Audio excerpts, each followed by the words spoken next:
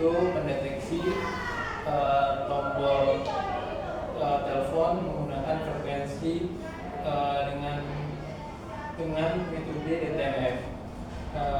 Mungkin kita langsung saja untuk menjelaskan codingan yang kami bikin untuk menjalankan atau mendeteksi frekuensi yang ada pada tombol telepon. Mungkin untuk pertama dijelaskan oleh saudara Zaki. Baik, pertama-tama izinkan saya menjelaskan apa-apa saja library yang kami gunakan pada codingan kami. Di sini itu ada sekitar 6 line, yang dimana library pertama itu namanya import 6 SMP, yaitu library ini mempunyai fungsi sebagai komputasi numerik. Kegunaannya itu adalah digunakan untuk operasi matematika pada array atau matriks, termasuk perhitungan statistik, transformasi sinyal, dan pemrosesan data. Lalu pada library kedua yaitu ada import matplotlib.pyplot.splt, yaitu library ini sendiri mempunyai fungsi sebagai memvisualisasi sebuah data. Nah, kegunaannya yaitu untuk membuat grafik seperti garis, histogram, dan spektrum. Sering digunakan untuk membantu analisis pada sebuah plotting, histogram, atau yang lainnya. Yaitu lalu ada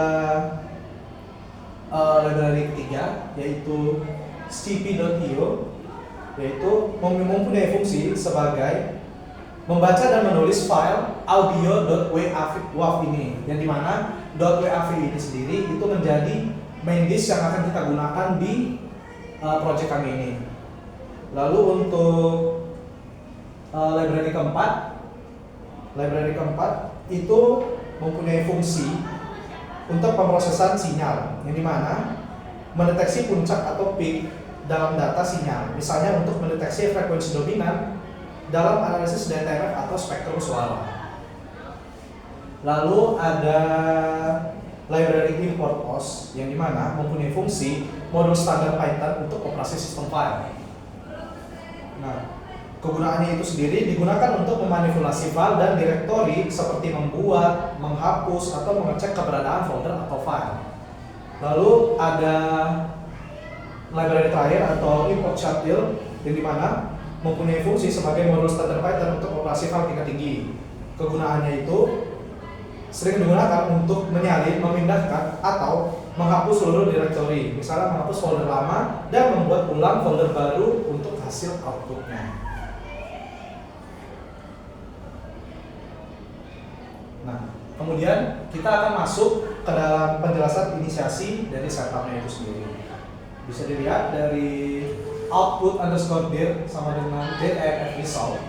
Di sini itu sendiri pada bagian ini sendiri itu mempunyai tujuan membersihkan folder hasil lama DTMF atau DTMF result dan membuat ulang untuk menyimpan grafik. Lalu pada definisi frekuensi standar DTMF itu sendiri itu mempunyai tujuan untuk membaca tombol-tombol dari telepon yang akan kita gunakan. Pada bagian low frekuensi sendiri itu menggambarkan barisnya, lalu pada high frekuensi itu sendiri itu mewakili tombol-tombol yang akan kita tekan tersebut. Lalu pada visualisasi sinyal audio,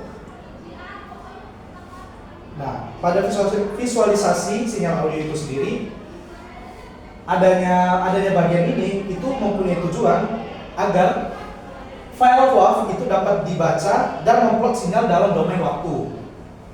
Lalu tujuan berikutnya itu menandai bagian segmen yang akan dianalisis. Lalu pada bagian ekstraksi dan segmen dan windowing itu mempunyai tujuan mengambil sinyal antara waktu segmen underscore start sampai dengan segmen underscore end dengan cara menerapkan Hamming window untuk mengurangi efek kebocoran spektral pada FFT tersebut.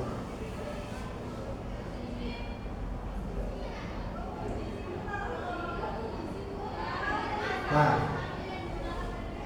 akan saya jelaskan lagi guna visualisasi window Hamming pada codingan yang kami pakai ini, yaitu dengan cara menampilkan bentuk dari window Hamming itu sendiri tidak digabung dalam sinyal. Nah, untuk hasil dari window hemming itu sendiri disimpan dalam bentuk file PNG dengan nama 2b_hemming_window.png. Lalu pada visualisasi sinyal setelah windowing atau itu berada di bagian sini, itu menjelaskan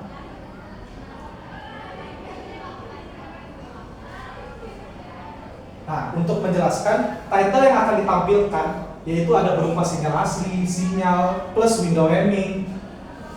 Lalu itu ada sinyal setelah penerapan window hemming. Nah, di sini kami itu menggunakan argumen plt.title, lalu menggunakan plt.xlabel untuk waktu atau detik, lalu pada sumbu y itu menggunakan amplitudonya. Lalu kami di sini juga menggunakan argumen plt.legend, plt.grid true, plt.savePic atau figure, lalu yang terakhir itu ada plt.show. Setelah dari sini akan dijelaskan lagi oleh saudara Wildan. Baik, selanjutnya itu untuk menghitung FFT. Jadi di sini kami menggunakan X sama dengan np.fft itu sebagai untuk mengubah sinyal dari domain waktu ke domain frekuensi. Lalu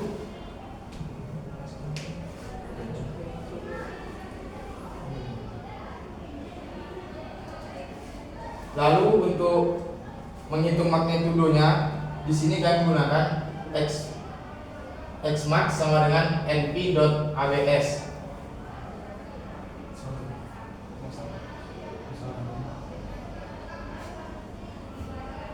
Untuk visualisasi spektrum dengan referensi ini, kami menggunakan plt.figure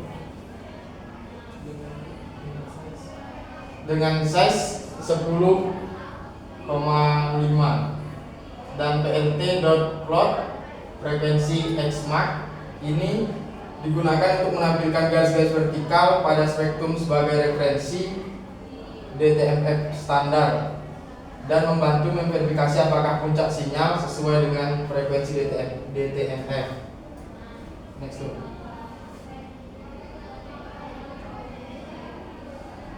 Yang ketujuh, mendeteksi puncak frekuensi. Jadi kami menggunakan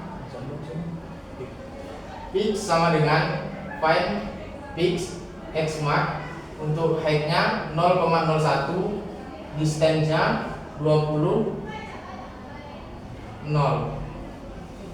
Itu digunakan untuk mendeteksi puncak frekuensi utama dari hasil FFT dan memilih dua frekuensi terkuat yang kemungkinan besar adalah pasangan DTMF.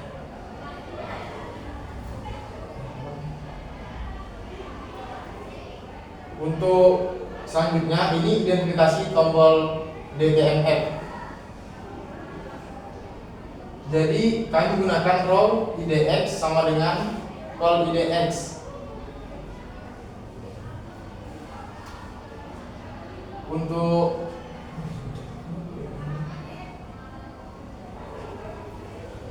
ini digunakan mencocokkan puncak frekuensi ke daftar frekuensi DTMF dengan toleransi kurang lebih 15 Hz. Dan jika ditemukan pasangan baris kolom DTMF dapat diidentifikasi. Untuk selanjutnya akan dijelaskan oleh Vito. Lanjut untuk tampilan hasil identifikasi DTMF, itu kami menggunakan untuk hasil visualisasi untuk menampilkan spektrum hasil dengan puncak yang ditandai. Terus untuk tabelnya itu tabel DTMF dengan sel tombol yang terdeteksi diberi waktu dan info hasil tombol frekuensi aktual dan referensi. Untuk selanjutnya itu akhirnya ada pada program utama ini. Program utama ini di sini ada file name, yang mana file ini adalah kita akan memasukkan file yang akan kita deteksi. Di sini kan nama filenya DTMF2, yang mana di sini kami sudah masukin. Dan di sini punya filenya sudah berisi suara tombol telepon. Jadi dan di sini analisis DTMF file name 1.7,2 ini adalah skat-skat antara segmen-segmen di tiap suara tombol-tombol itu. Jadi kita bisa kita potong-potong, jadi kita bisa detect misalnya kita 1,7,2 itu berada di tempat segmen ini. Kita bisa juga mencari di bagian segmen ini, kita ubah di bagian analisis DTMF file name ini di rentan antara 1,3 sampai 1. Jadi kita bisa atur itunya di file name.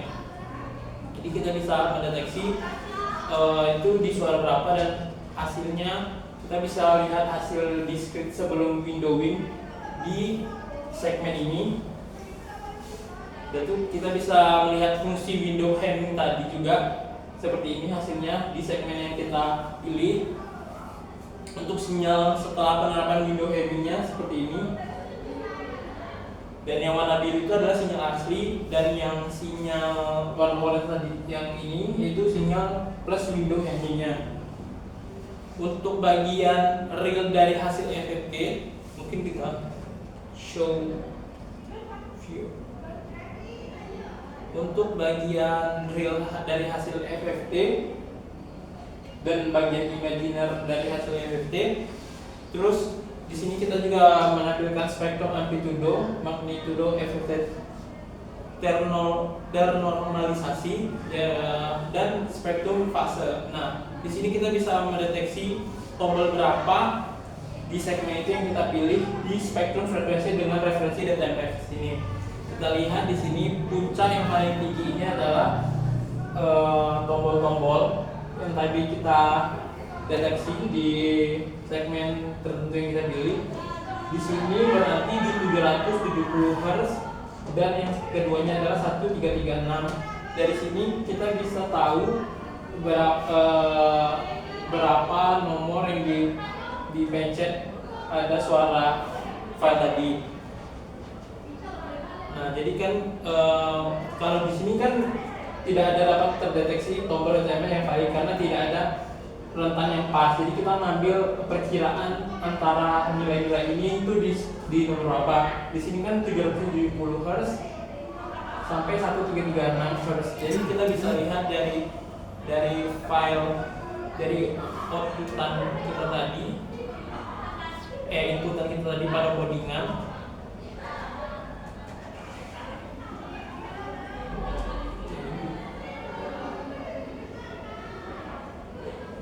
Jadi kita bisa lihat tadi di frekuensi 1770 itu di baris kedua di sini, dan 1336 itu di kolom ini. Jadi perkiraan dari frekuensi di script yang kita pilih tadi itu perkiraan di tombol angka 5 karena sesuai dengan low frekuensi dan high frekuensi yang telah kita tentuin sebelumnya. Jadi yaitu di angka 5. Mungkin kita bisa menentukan tombol-tombol lain. Kita ubah segmen-segmen ininya di bagian ininya. Jadi kita dapat tombol ini tuh tombol berapa, atau yang itu tombol berapa. Mungkin segitu saja yang bisa kami sampaikan. Lebih dan kurang kami mohon maaf. Kami akhiri. Wassalamualaikum warahmatullahi wabarakatuh.